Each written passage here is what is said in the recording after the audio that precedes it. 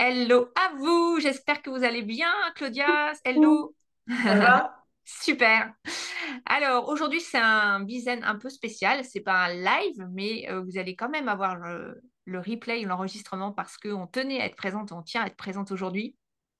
Et on va vous partager aujourd'hui un sujet qui touche beaucoup de monde et nous les premières, hein, qui nous a Ouais. touché, qui nous touche régulièrement, c'est trois croyances qui vous empêchent de vendre, qui nous empêchent de vendre et comment les déloger pour de bon, d'accord? On va pas faire semblant.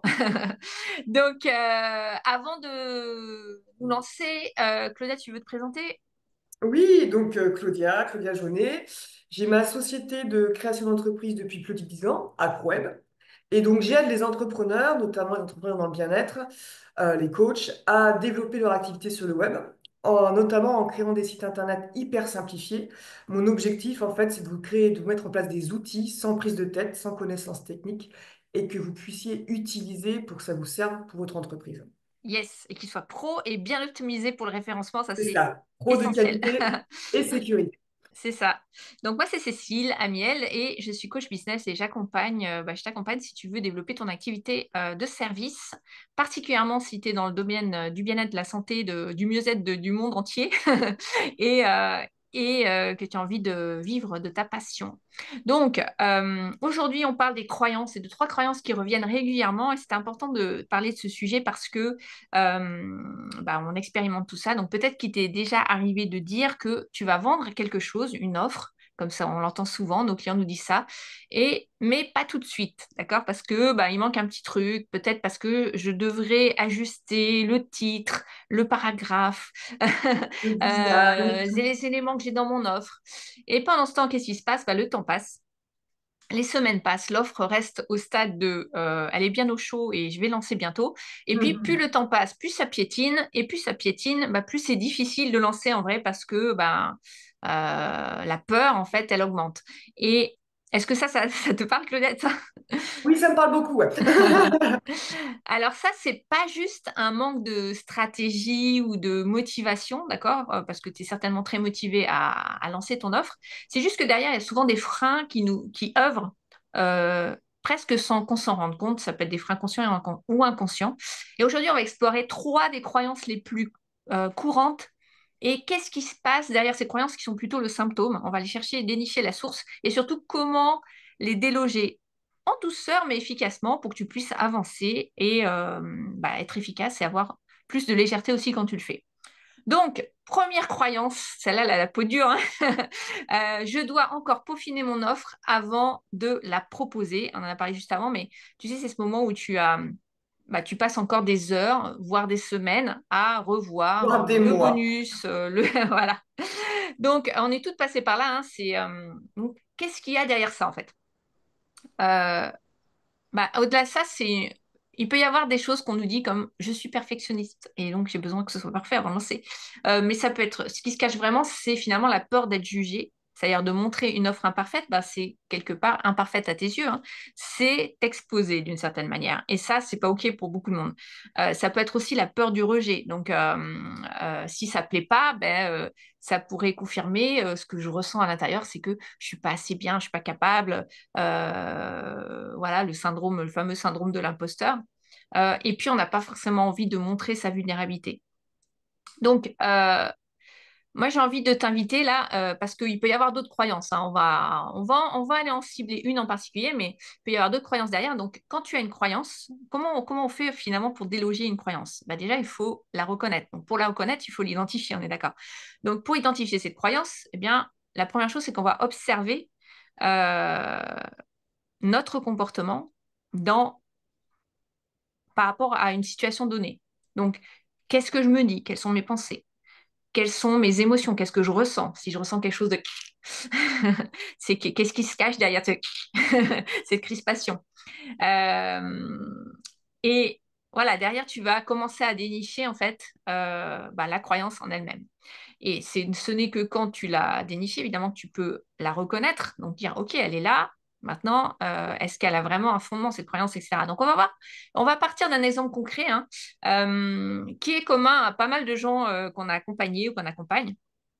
Et moi, il y a plusieurs personnes, par exemple, qui m'ont dit, enfin, qui venaient donc d'un domaine de l'entreprise, donc qui étaient dans des cadres dirigeants, des choses comme ça. Donc, il y avait une carrière dans un autre domaine, et puis elles ont choisi de se reconvertir dans le bien-être, dans l'accompagnement. Donc, jusque-là, tout va bien. Et puis, un phénomène qu'on voit souvent, c'est que même si elles sont passionnées par ce qu'elles font aujourd'hui, eh ben, elles portent encore comme un petit sac à dos invisible sur les épaules, là, et c'est celle du regard de leur public de leur passé, on va dire, donc les gens avec qui ils étaient, leur entourage du passé, sur leur passé présent professionnel. Et donc, l'une d'elles, par exemple, une de nos clientes, elle avait dirigé des équipes, gagné très confortablement sa vie. Et puis aujourd'hui, elle propose des accompagnements en énergétique et donc, elle met énormément de cœur dedans. Mais du coup, quand il s'agit de parler de son activité sur les réseaux, il y a quelque chose, il y a comme cette petite tension et en arrière-plan se joue le qu'est-ce qu'ils vont penser. Est-ce que je vais être prise au sérieux? Euh, et du coup, même si il y a la volonté d'être authentique, ce qu'elle partage, c'est pas aussi authentique que ce qu'elle peut partager en coulisses, en fait. Mm. C'est-à-dire que il y a une espèce de truc un peu lisse, un peu fade, et inconsciemment, hein, c'est une façon de se protéger de son ancienne image vis-à-vis de l'extérieur. Et ça, c'est totalement humain, d'accord? Donc, le- tout le monde peut le vivre, enfin, c'est humain. La seule chose, c'est que tant que on parle pas depuis l'endroit où on veut se protéger du jugement, enfin tant qu'on parle depuis cet endroit, pardon, euh, forcément on va pas connecter avec nos futurs clients. Donc c'est là que le blocage il est créé, il est cristallisé. Donc parce qu'il y a un décalage finalement entre ce qu'on ressent et ce qu'on ose montrer. Et ça relie à à la notion de congruence, on va voir juste après.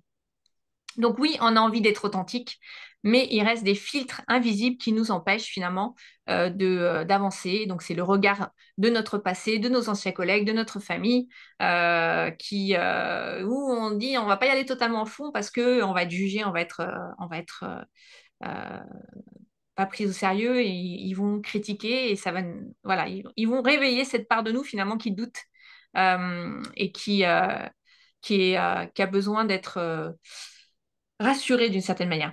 Donc je pense que Claudia, voilà, c'est quelque chose qui... Oui, non, c'est quelque chose qui résonne et c'est vrai que ça paraît bête, mais tu parlais des réseaux. C'est vrai que les réseaux sociaux, que ce soit Facebook, LinkedIn ou autre, on a toutes ces connexions entre nous et ça fait pour certains, la plupart, des années qu'on est sur ces réseaux. Et en effet, mais on a pu évoluer et on a pu changer de carrière.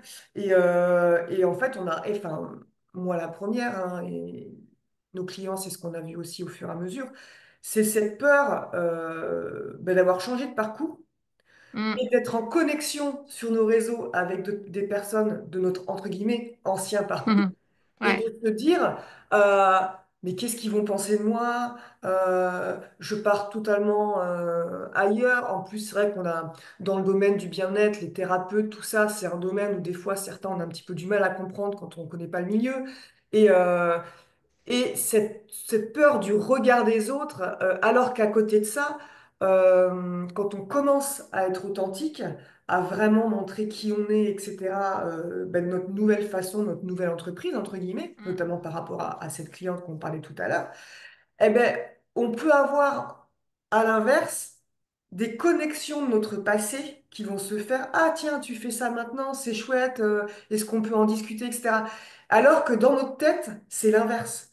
On c'est pense que ça. ça va pas matcher, on a énormément peur de se mettre en avant, mais quand on a réussi à passer, déjà à comprendre cette croyance et à passer outre, on se rend compte qu'il y a des connexions qui se font. Et ça va pas du tout à l'inverse de ce qui on est. Et c'est ça qu'il C'est faut ça. comprendre, c'est qu'il faut casser cette peur du regard des autres. Et alors, il y en aura toujours, hein, de toute façon, dans tout ce qu'on fait, il y aura toujours des gens qui sont contre. Voilà, Hmm. c'est comme ça, que ce soit perso ou pro. Mais on peut avoir de bonnes surprises et de très, très bonnes surprises, au contraire. Exactement. Et c'est ça qui est génial, c'est ce que tu dis, c'est que finalement l'entrepreneuriat, c'est un bon terrain de jeu pour ça et pour Ouais, évoluer personnellement parce que on est confronté à ça et on le traverse d'une certaine manière. Donc c'est tellement juste ce que tu as dit, j'aime beaucoup ce que tu as partagé parce que c'est pas juste une question de stratégie, de trouver les bons mots, c'est vraiment un travail d'alignement finalement ouais, au plus profond entre ce que tu ressens, ce que tu veux transmettre et comment tu t'autorises finalement à le faire. Et donc parfois, bah, il faut aller oser voir ce qu'on protège encore. C'est-à-dire, c'est pas pour tout déballer au public, d'accord? C'est pas pour raconter toute sa vie, etc. Mais c'est pour se libérer et parler depuis un endroit plus simple, plus vrai, plus fluide pour soi. Et voilà, c'est le type de chemin qu'on peut faire ensemble. On le fait, nous, de manière assez naturelle hein, dans les accompagnements, parce que forcément, à un moment, quand il y a un problème de visibilité, de se montrer, de faire les choses, d'avancer, bah, c'est jamais un blocage stratégique en vrai. Même s'il y a des gens qui nous disent je ne sais pas comment faire, etc. Ça, le comment faire, c'est facile, on l'explique et voilà. Mais derrière, souvent, c'est parce qu'il y a un blocage personnel, une croyance, une peur. Et tant qu'on n'a pas enlevé ce blocage, finalement, c'est comme un caillou dans la rivière, bah, tu es bloqué, tu peux pas avancer. Mais c'est vrai que, puis bon, même moi, j'ai fait aussi ce travail avec toi depuis que je te connais. Et c'est vrai qu'avant, bah déjà, vous ne m'auriez pas vu dans Business Live. Ouais. J'avais pas de photo de moi sur mon site. En fait, j'apparaissais nulle part. Mm, Je pense que j'avais peut-être juste une photo de profil sur LinkedIn et c'est tout. Et je ne parlais pas de moi. Je ne parlais que de mes produits, que de mes méthodes. mm, À aucun moment donné, je faisais quoi que ce soit, ou même j'allais dans des réseaux ou autres.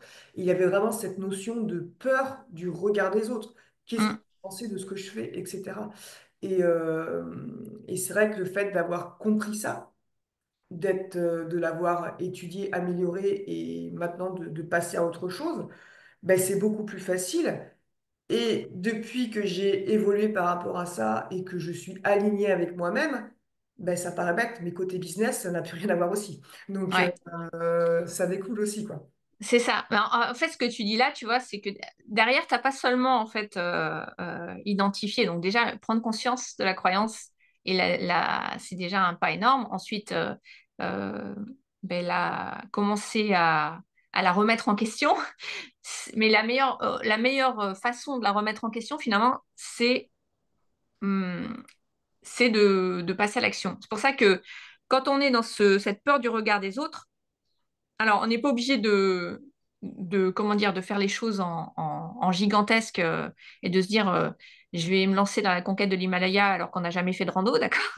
Mais par contre, on peut bêta-tester notre programme, notre accompagnement, etc. Et moi, ce que je recommande, c'est de le faire, mais pas de le faire de manière, parce que là aussi, ce serait une manière de se cacher, hein. Tu peux bêta-tester avec des copains et tu fais gratos, et là, tu prends aucun risque, on est d'accord. Tu dis, bah, au pire, ils n'aimeront pas, puis comme j'ai pas fait payer, c'est pas très grave.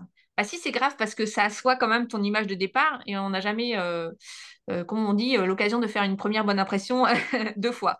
Donc, c'est quand même grave. Et pour moi, il faut la faire payer. C'est pas parce que tu bêta-testes que ça n'a pas de valeur, on est d'accord. Donc, soit tu la fais payer à un tarif plus attractif parce que c'est le démarrage et donc tu fais une offre de lancement, soit tu fais un échange avec quelqu'un Oui, ça peut être intéressant, un échange de bons d'un conseils. accompagnement voilà, équivalent, mais un truc équivalent, d'accord, pour que voilà, tu puisses le faire vraiment. Mais il faut se mettre en condition réelle et le faire vraiment euh, avec de vrais clients en vrai, hein. C'est voilà. Donc ça, quand on fait ça, en fait, c'est un premier pas. Et le fait de se lancer là-dedans, ça dédramatise et ça transforme finalement la notion de jugement en co-création. On co-crée quelque chose parce que je suis déjà en lien avec un client ou un futur client euh, pour le faire. Ça, je trouve Donc, que c'est vraiment une bonne. Je te coupe, Cécile, mais c'est vraiment une bonne ouais, méthode. C'est vrai que j'en avais entendu parler, mais je ne l'avais jamais expérimenté. Et quand j'ai lancé ma première formation en ligne, que je voulais lancer, et du coup, c'est venu justement d'un bêta-test d'une cliente qui avait besoin d'une formation, de faire des formations en ligne. Et moi, j'avais envie de faire des formations en ligne. Et du coup, la plateforme que j'utilise pour faire des formations en ligne, ben, ça a été ma bêta-testeuse puisque j'ai créé sa formation en ligne, etc. Derrière, j'en ai fait une. Et c'est vrai, du coup, je l'ai fait en effet payer, on a ouais, payé par rapport à ça. Mais comme tu dis, c'était pas une amie pour tester. C'était vraiment en conditions réelles. Et du coup, c'était aussi une personne que j'avais depuis quelques années en tant que cliente, donc il y avait aussi une histoire de confiance qui était déjà là derrière. Et ça a été beaucoup plus simple à mettre en place. c'est Et ça. aussi des retours, des feedbacks, etc. Oui, directs. parce qu'après, ça te permet aussi d'avoir des témoignages, etc. Donc, c'est top. Voilà, d'améliorer, mais c'était en conditions réelles et j'ai pas lancé le produit comme ça de A à Z brut. Et ça m'a permis de me mettre en confiance. Et ça, je pense que c'est hyper important et de Mm. passer ce cap du regard des autres, etc. Tout ce qu'on disait tout à l'heure, quoi. Ouais, exactement. Trop top, trop top. Donc ça, c'est notre premier point par rapport à la première croyance qui est effectivement la peur du regard et le fait d'attendre et de reporter finalement ton lancement ou le fait de lancer une offre. Deuxième chose qui va un petit peu dans le même esprit, mais on va voir que ce qui se cache derrière, c'est un peu différent, c'est d'attendre le bon moment, être prête à 100% ben, pour lancer encore une fois. Donc c'est comme ça, dire ça, c'est comme moi je vis à Biarritz. Bon là je suis pas à Biarritz, je suis dans l'Hérault. Mais c'est comme dire ok, j'attends que l'océan soit calme, qu'il n'y ait plus du tout de vagues pour apprendre à nager. Bon bah si tu vis à Biarritz, c'est un peu compliqué quand même parce que les moments où l'océan il n'y a pas de vagues, c'est très très rare, on est d'accord. Ça n'arrive pratiquement jamais. Donc, même nous, après, moi, 11 ans, enfin 10 11 ans d'entrepreneuriat, il y a toujours une petite voix qui nous dit, attends encore un petit peu, t'es pas prête, etc. Il y a toujours cette petite notion en soi. Et si vous êtes perfectionniste dans l'âme, Il bah faut c'est... pas que tu me regardes. Je te regarde pas. Non, non, non, pas du tout. Ça peut être pire, d'accord? Ça peut être plus compliqué, etc. Donc, au lieu d'attendre d'être prête, bah, on peut se demander, OK, est-ce que je suis prête à apprendre en avançant? Parce que c'est ça qui se passe en fait. Parce que la progression, il y a quelque chose, il y a un mythe autour de la progression. Les gens pensent que c'est comme une ligne droite et on est dans un truc comme ça qui va progresser. En vrai, c'est pas ça la progression. La progression, c'est comme une spirale. Et on va monter, voilà, on va monter crescendo, mais en spirale. Donc ça se fait en douceur, mais pas après pas. Et donc, ben, t'apprends de chaque pas que tu fais en fait. Et c'est à partir de cet apprentissage que tu vas ouvrir une nouvelle porte et finalement apprendre autre chose. Il n'y a que comme ça en fait que tu peux vraiment développer ton activité de manière sereine. Donc évidemment, tu n'es pas obligé de te jeter dans l'océan au rocher de la Vierge où il y a des vagues impressionnantes pour apprendre à nager. Tu peux commencer par la piscine qui est sur la grande plage, d'accord, et aller dans le petit bain même pour les enfants si tu veux. Mais donc tu te Ouais, mettre c'est en ça. gros l'environnement à ta portée. Donc tu n'es pas obligé d'avoir un énorme plan devant toi, voilà. Mais ça aussi, c'est un mythe, hein. C'est-à-dire que, et ça va avec la comparaison, on a fait un live là-dessus, donc ouais, on pourra vous mettre le lien. Mais la comparaison avec les autres, c'est parce qu'on compare souvent à des gens qui sont plus avancés, et donc on se dit, ah oui, mais lui, il a fait ça, elle a fait ça, et moi, en fait, j'en suis pas encore là, enfin, j'en suis pas là. Et bah oui, t'en es pas là, mais c'est normal, parce que ils ont quelques années d'avance sur toi, en fait, ou quelques mois d'avance sur toi. Et puis, la seule personne à qui tu dois te comparer, encore une fois, c'est toi-même. Donc voilà. Donc, compare-toi avec ce qui est comparable. C'est toi où tu en étais avant et où tu en es aujourd'hui. Et ça, c'est déjà énorme. Donc, bah, tu vas commencer par le petit bain, puis après, tu vas aller dans le grand bain, puis après, tu iras à la plage des ours à Biarritz, qui est une anse un peu plus tranquille. Puis peut-être qu'après, t'es pas obligé non plus, mais si tu as envie, tu pourras aller là où il y a plus de vagues. Donc, euh, Ouais, c'est ce donc que tu voilà. dis souvent. Tu dis souvent la méthode des petits pas. C'est un terme que tu emploies souvent, que ce soit dans nos lives ou même quand on accompagne nos clients. Et c'est vrai que il y a cette image, je sais pas qui a créé cette image où il y a deux échelles Ah oui, côte à côte, une avec des tout petites barres. Voilà, donc il y a beaucoup plus de barres et une avec des grandes barres où il y a beaucoup plus d'espace et moins de barres pour monter. Et c'est ouais. vrai que cette image, elle est flagrante. En effet, Mm. euh, avancer par petits pas, quoi. Et, Ouais. Et ça enlève de la pression de faire ça, en fait. oui, Et c'est effectivement, après, il faut s'assurer d'avoir mis l'échelle sur le bon mur. Ça, c'est encore une autre ça c'est autre histoire. chose. Mais effectivement, les petits barreaux, ça te permet de monter. Euh, donc voilà pour cette idée de... Nous, on est toujours lancé avant d'être prêt parce que c'est la seule façon finalement de lancer et d'améliorer parce que tu vas te rendre compte que tu n'auras pas pensé à tout quoi qu'il arrive. Il y a forcément des gens qui vont te faire un feedback que tu n'avais pas imaginé et plus tu le sais tôt, plus ça te permet de corriger tôt et moins tu es engagé aussi dans le processus de création, dans le sens où tu n'as pas passé des mois ou des années à faire un truc et tu te rends compte que ça va pas du tout. C'est ça. Donc c'est super important de faire rentrer finalement ton client dans la boucle hein, de la création. Co-création, hein, c'est le mot un peu. Hein. Quand on est en co-création, on se trompe beaucoup moins en vrai. Mm. Donc voilà. La troisième croyance dont on voulait te parler, c'est le fait que les gens, ils vont pas acheter parce que c'est pas la bonne période. Donc c'est un peu soit, oui, mais il y a trop de monde sur mon marché, tu te rends pas compte, il existe déjà 10 milliards de coachs qui font la même chose que moi, ou plein d'hypnothérapeutes, plein de sophrologues, plein de lithothérapeutes, etc., etc. Ou c'est pas le Et moment, beaucoup. Oh, c'est pas le moment, il faut attendre un peu. ouais, c'est pas le moment parce que la conjoncture économique est pas bonne, parce qu'il y a la guerre, parce qu'il y a une crise, parce qu'il y a quelque chose. Alors ça, moi, ça fait 11 ans que j'entends ça en vrai. C'est jamais la bonne période. Il y a toujours eu un problème économique. Alors oui, il y en a qui disent oui, mais aujourd'hui c'est pire. Peut-être.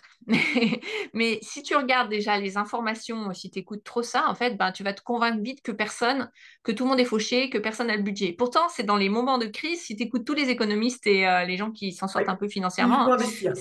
c'est là où les gens te disent que c'est là où tu fais les meilleures affaires et c'est là où les gens deviennent le plus riches. Et c'est là où il y a des gens qui investissent quand même. Donc peut-être que c'est juste réajuster aussi le type de client avec qui tu bosses. C'est encore autre chose.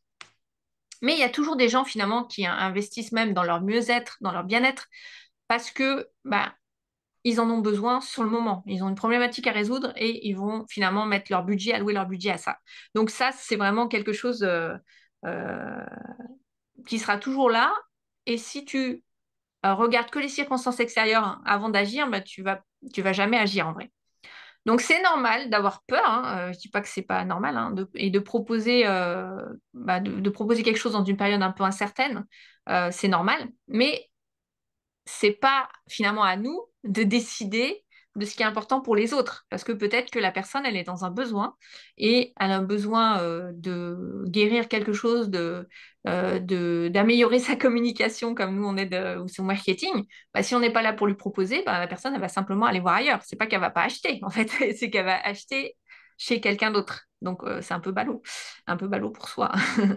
Donc, donc moi, j'ai une phrase mantra. Alors, figure-toi, Claudia, que j'ai appris hier, j'écoutais la radio sur RZN Radio, qui est une radio positive. Il y Oui, je avait... connais, ouais. Tu connais? Ok. Oui, je RZN connais. Radio, il disait le mot mantra, ça veut dire... Donc, man, ça veut dire esprit, et tra, ça veut dire consigne. Donc, un mantra, c'est une consigne pour l'esprit. J'ai trouvé ça sympa Je de savais connaître pas. la définition. Je me coucherai moins bête, mais je ne savais pas, c'est chouette. Ouais. Voilà. Et donc, le mantra qu'on te propose, c'est je propose et mes clients disposent.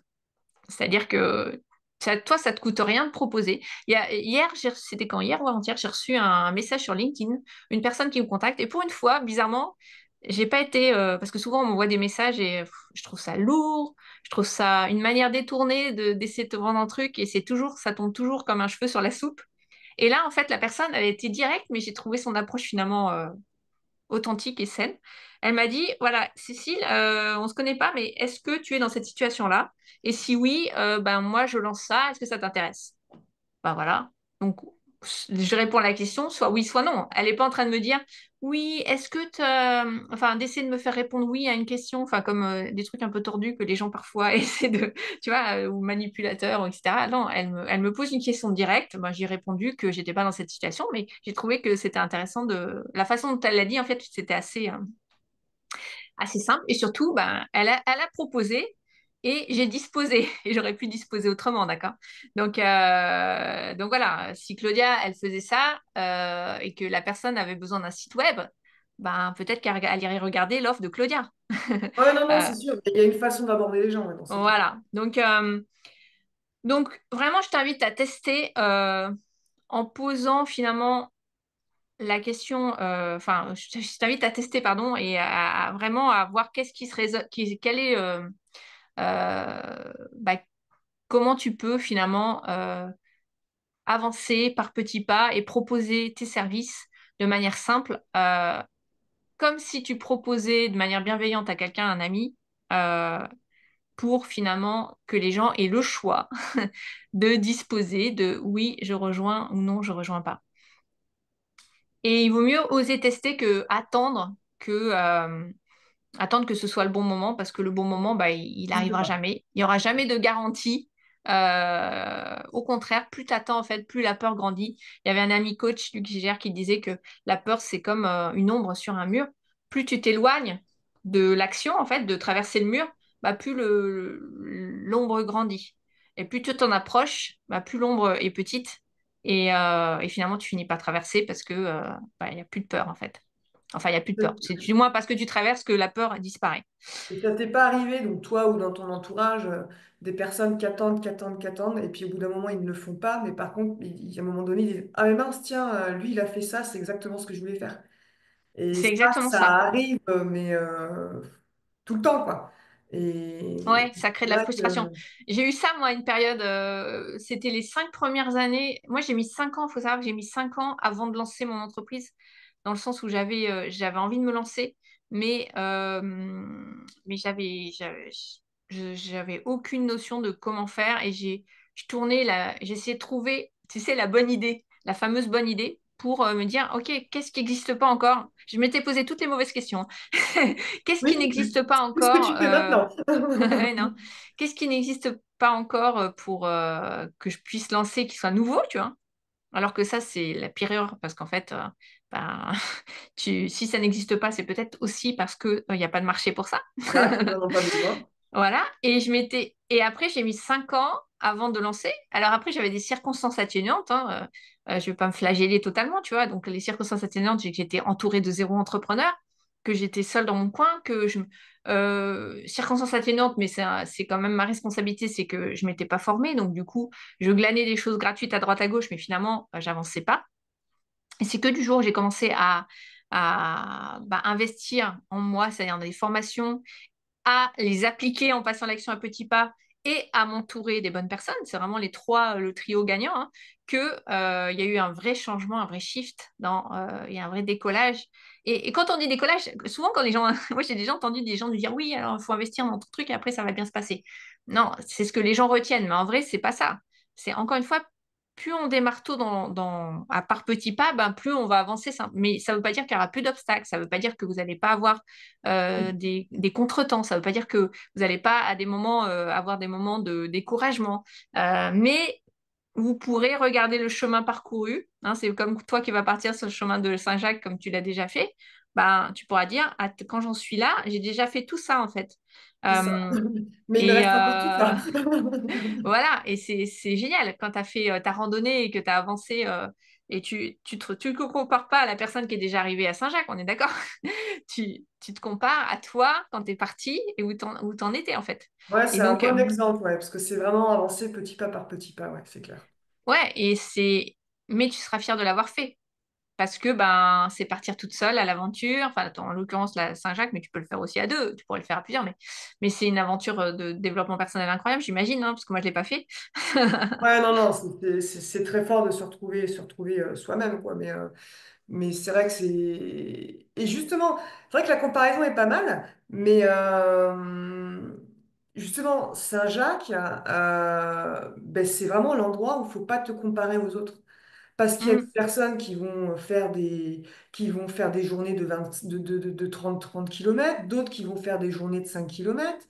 D'autres, voilà, moi je sais que je dors en tente, donc j'ai forcément un sac plus gros, etc. Parce que je suis vraiment en bivouac en autonomie totale. D'autres qui vont dormir en refuge, d'autres qui vont se prendre des hôtels 4 étoiles. Voilà, il y en a qui portent pas leur sac parce qu'ils prennent, il existe des, je sais pas comment on appelle ça, mais en fait des taxis bagages qui te prennent ton bagage et qui te l'emmènent, etc. D'autres qui font en vélo. Mais en fait, t'as pas de comparaison à avoir. C'est vraiment ben, tu fais le chemin comme tu as envie de le faire et basta, quoi. Et tu avances en effet à ton rythme, à petits pas, avec tes moyens, avec tes envies, avec tes convictions, avec tout ce que tu veux. Il y en a qui le font parce qu'ils sont dans la religion. Moi, mon cas, je suis complètement athée, mais voilà, ça n'empêche pas de passer dans une église ou autre. Et c'est vrai que c'est pas mal comme comparaison parce que justement, t'as pas à te comparer et là, le regard des autres, il tombe en fait parce que tu es face à toi-même et c'est tout. ouais. Et c'est parti d'une décision. C'est que tu as fait le choix à un moment de dire, OK, ça me fait un petit peu peur. Je me souviens, l'année dernière, tu étais déjà partie, tu avais fait un bout du chemin et tu m'avais dit avant de partir, c'est la première fois que je fais quelque chose toute seule comme ça me fait peur. Bah, Et première fois que je partais toute seule en ouais, vélo, première fois que je dormais toute seule en tente. Bon, sachant qu'il faut savoir que le premier jour où je suis partie, on était juste en alerte orange, orage violent. Tout va bien. Mais voilà, mais après, c'est aussi tout un travail de développement personnel que j'ai fait en amont pour arriver à ça. Mais parce que ben, la première croyance que tu disais, le regard des autres, c'est quelque chose que j'ai eu pendant des années. Et malheureusement, c'est quelque chose qui nous empêche de faire mm, énormément de choses, alors que on a tous en nous des capacités énormes mm, que ce soit physique, intellectuel ou tout ce que tu veux, on est tous capables de faire des choses. Et cette ouais, peur du regard des autres ben, nous fige en fait, malheureusement. c'est Et ça. c'est quelque chose qui nous fige beaucoup dans le monde de l'entreprise. Ouais. Et c'est assez normal, hein, parce que le regard des autres, il paraît que c'est la peur la plus. C'est la peur, bah, tu sais, ça remonte, ça fait, je pense, enfin, c'est pas je pense, c'est ancré dans notre cerveau reptilien, parce que c'est presque une petite mort. Si tu étais rejeté de la tribu quand il y avait à l'époque des hommes des cavernes, Oui, j'ai appris bah, ça. t'étais J'ai- mort, quoi, hein, si Ouais, j'ai t'étais. appris ça. Parce que tu dépendais beaucoup des autres, sauf que on a évolué au niveau de la société et C'est notre ça. cerveau n'a pas forcément, enfin, il a évolué aussi, mais il reste avec cette notion, en fait, comme tu dis, hein, à l'époque, c'était l'homme des cavernes. Si tu étais rejeté, tu mourais. Hein, donc, Ah oui, il y avait le tigre à dents de sabre qui t'attendait derrière la porte. c'est ça. Il n'y avait pas de porte, mais en sortant de la grotte, voilà.